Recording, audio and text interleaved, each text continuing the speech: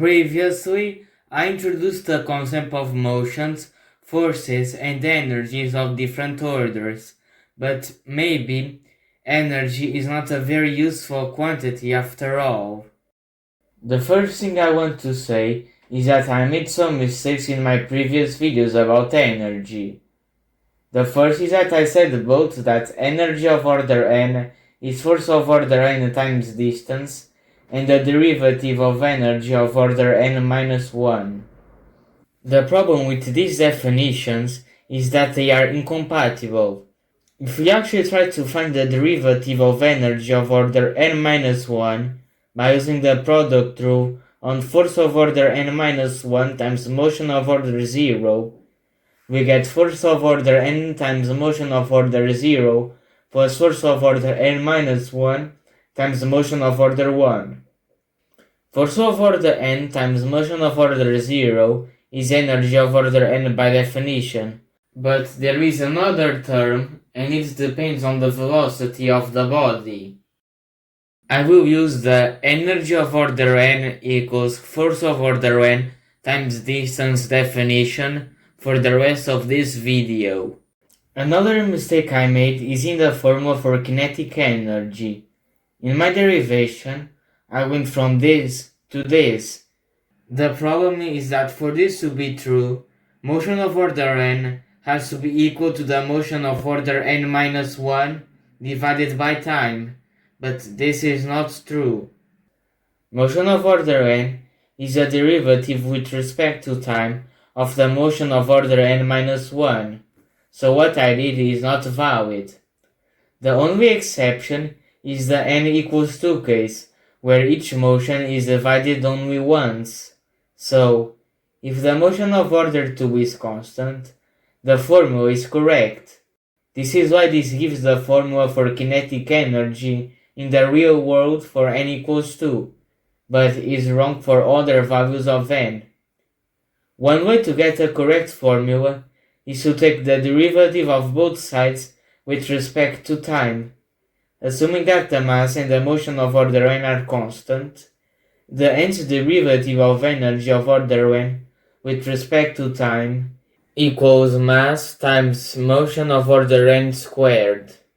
However, to turn this into a formula for the energy of order 2n, we need to know the velocity, not just the mass and motion of order n. There are two other ways to relate the motion of a body to its energy. The first is this one, which is the last correct step in my derivation of the invalid kinetic energy formula. And the second one is this, which comes from taking energy of order n equals force of order n times motion of order 0 and replacing force of order n with mass times motion of order n and replacing motion of order 0 with the integral of motion of order 1.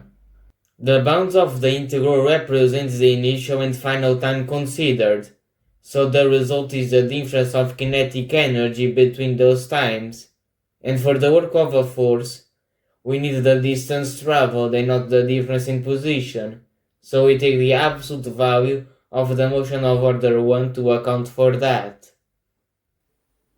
Both forces depend on time, since work is force times displacement, and for a body with a force of order greater than 1, the amount moved per unit of time changes. Both formulas also depend on the equation of motion of the body. The second one requires knowing the velocity as a function of time, and assumes that the motion of order n is constant. The first one, while the only term related to the motion is the motion of order n, it assumes it to be constant, as well as that all other motions of smaller orders are 0 at time 0. But maybe these formulas won't be that useful after all. This is because when you have forces of different orders, energy can't be conserved. Consider a body with 1 unit of mass and 2 forces that are applied on that body, a force of order n and a force of order O, where n is greater than O, and the two forces have opposite directions.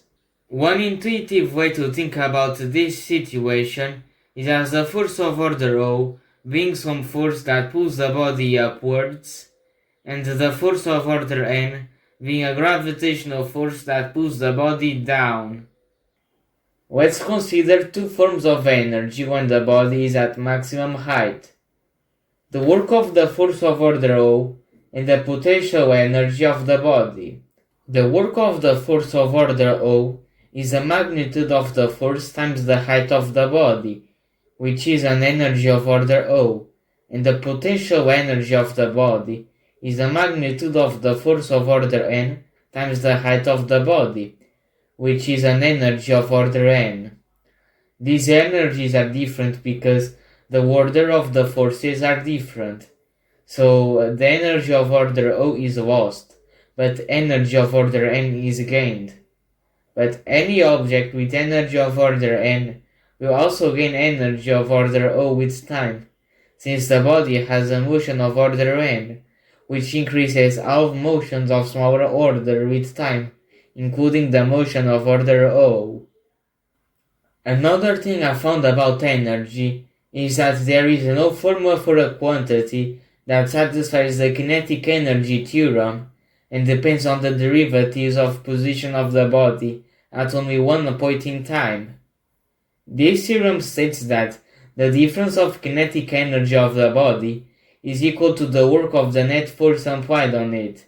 And what I said before means that it's impossible to know the work some body received from forces while knowing only its motion at only one point in time. So, to know the work of the forces applied to a body, it's required to know the entire motion of that body, while in real-life physics, you can find the work of the forces applied on a body by calculating its kinetic energy, which only depends on the velocity at one point in time and mass.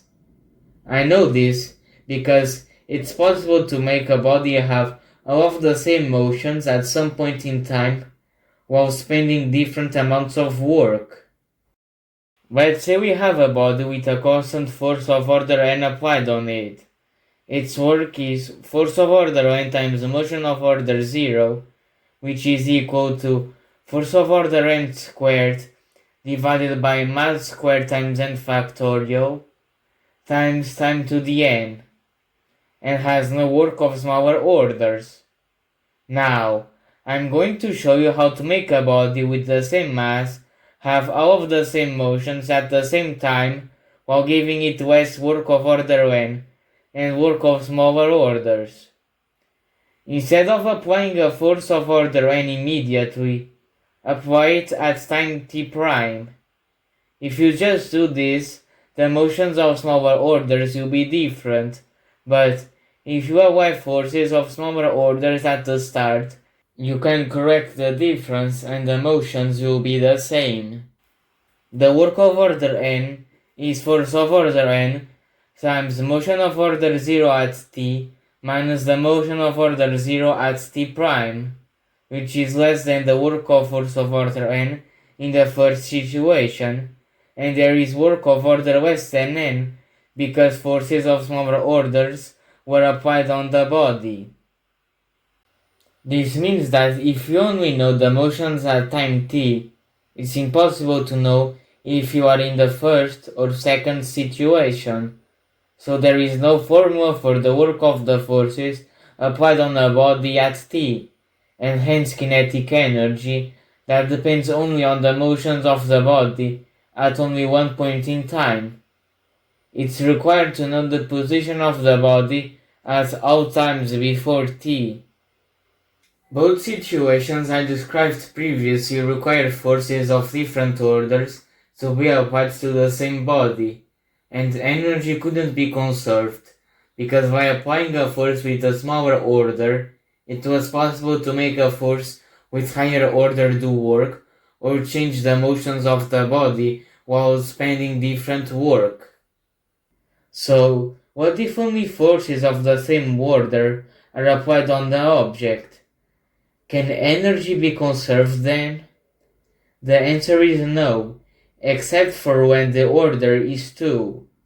One way to show this is with a situation similar to the one I used to show, that energy isn't conserved with multiple orders, but where both forces have the same order, and a non-gravitational force F is applied temporarily for some time Tf. For energy to be conserved, the work of the temporary force has to be equal to the potential energy of the body at maximum height, hm. The work for the temporary force is the magnitude of the force times the distance sf that the body traveled while being acted on by the force. The potential energy is the magnitude of the gravitational force Fg times hm. For the case where the forces have an order of 1, the work of F is F times Sf. Since F is order 1, when F stops being applied to the body, it starts flowing immediately, so Sf equals hm. So the potential energy is Fg times Sf, which is not the work of F. For the forces of order 2, this is the height when the force F is applied as a function of time. So Sf equals this, and the work of F equals this. For the height of the body when the force is not applied, we can think that at time Tf, a force with the same order and magnitude but with opposite direction is applied on the body, since the sum of those forces is 0. So the height as a function of time is this, and by expanding the square of t minus tf and simplifying, we get this. The maximum height is at the time when the derivative of h is 0, so we have this equation. After solving this, Tm equals f times Cf divided by Fg, so the maximum height, which is h of Tm, is this. The potential energy is this times Fg, which is the same expression as the work of F, so energy is conserved in this situation, which is expected since energy is conserved in our universe, which has forces of order 2. For the case of order 3, we could do the same thing, but when solving for Tm, we would need to find the roots of a second-degree polynomial. While this is possible to do in this case with a quadratic formula, solving the case of order n requires finding the zeros of a polynomial with degree n-1, and this is impossible to find analytically for polynomials with degree 5 or higher. But there is another way to prove that two expressions aren't equal, which is to find values such that they give different results. So I made a Python script that calculates the work of F and potential energy for some values of F, Fg, mass, Tf, and n, and check if they are equal, and it found that for every value of n from 3 to 1000, energy is not conserved.